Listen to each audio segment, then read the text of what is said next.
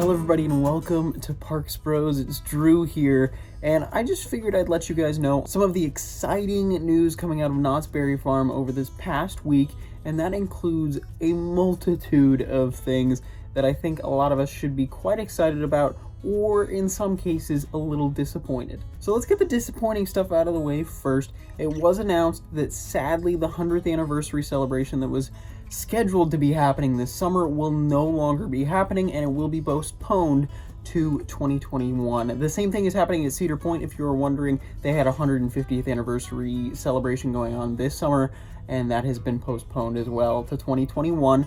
But besides that, another thing that's getting postponed during this summer is, of course, Ghost Town Alive, the amazing summer event where Ghost Town really does come alive, I must say. That has also been canceled for this year, and of course it will be returning as of now in 2021. But moving on to some of the happier things, it was announced that Berry Tales, that's right, Knott's Berry Tales, return to the fair. The brand new dark ride for this year should be opening with the rest of the park whenever that ends up happening within the California phase plan. So the park's reopening date should be the official opening date for Knott's Berry Tales return to the fair as of right now, which is really exciting news, and I can't wait to get back into the park and also get to ride this new rendition of a classic. Now, the biggest news right now is the fact that the marketplace has reopened, at least for pickups and even walk-ins, which is really nice, and that includes the berry market, the bakery, and of course the chicken dinner restaurant to go. So I decided to stop in a little earlier today and grab some awesome stuff that are all boysenberry themed, including an awesome new cookbook that I'm definitely looking to get into for some of those Knott's favorites to hopefully make it home, which I'm super excited about. But the marketplace should be open daily from 10 a.m. to 7 p.m. I would definitely check some of those schedules though, because it might be subject to change, of course.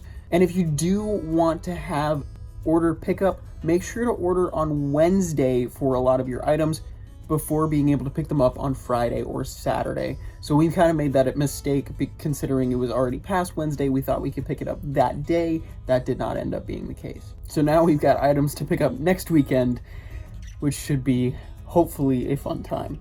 And after going today, I gotta say the experience is very quick, very easy. There is definitely safety as the number one priority, with plexiglass shields in front of cash registers so you don't have any interaction besides talking to employees, which is great. Also, you scan your own items, which I thought was really interesting, but it limits, of course, that person-on-person contact.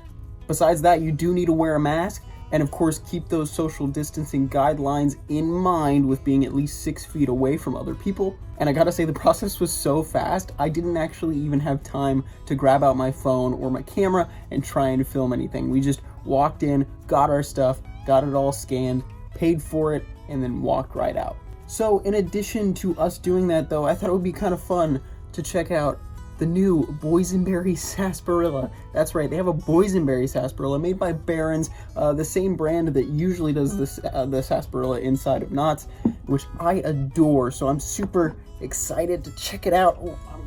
And of course, in addition to this Boysenberry Sarsaparilla, there is a Boysenberry soda, which if you guys would like to see me try that too, I would love to. Oh my gosh, it's so nice to just hold a sarsaparilla in my hands, you know? All right, let's get a swig of this, shall we?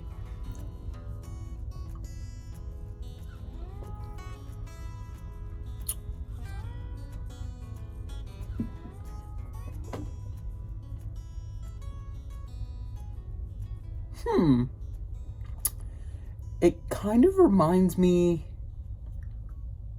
a little bit like grape flavored medicine, if that, I know that sounds terrible,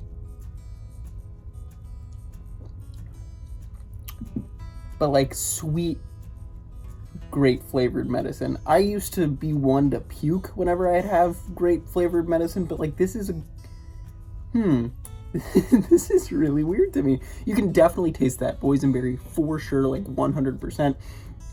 That sarsaparilla is definitely kind of hidden behind that flavor, if you can even find it. It's kind of tough to, but definitely very interesting. Not at all was what I was expecting for it to taste like, but heck, if you are in the mood for some Boysenberry Sarsaparilla, I definitely would say try it out for yourself. I don't know if I'll end up getting it again. I think it's a little too far in my taste from what a regular sarsaparilla tastes like, and it really like locks itself down on that boysenberry flavor more than anything. But still super interesting nonetheless. The more I'm having it, the more I'm kind of getting used to that flavor, and I'm able to pick out a little more things. So like I don't taste that fruit, that boysenberry, that almost grapiness that I was the first couple tastes. I'm tasting more of that root, which is great. I love the fact that that's happening. But yeah, I don't know. I would say if you're interested, definitely try it out.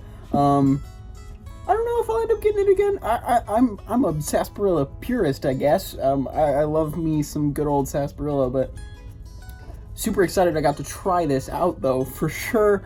I think it was around $3 or so for a bottle, but it is a glass bottle, so I mean that's nice. But definitely very, very interesting. Was not expecting that taste at all.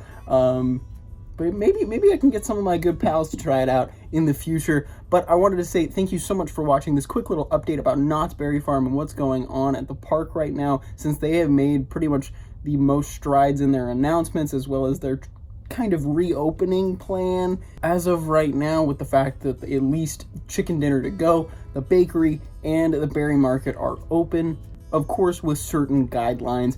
But it is really, really cool to be able to do that now, and especially going back now at this point in time, it was a really nicely needed refresher in my mind to get back at least close to the park and to be able to get little tastings of boysenberry again like this. So I gotta say, I'm super excited for the future, and I can't wait to hopefully step back inside the park when everything is good to go and everything is safe, especially with Knott's Berry Tales opening in the future too.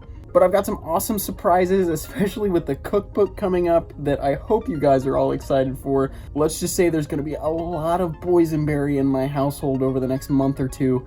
And of course, if you haven't, make sure to subscribe. We're going to have more updates on how the parks are doing in SoCal and talking about everything SoCal amusement park and theme park. But thank you again so much for watching, and until next time, we'll see you on the next ride.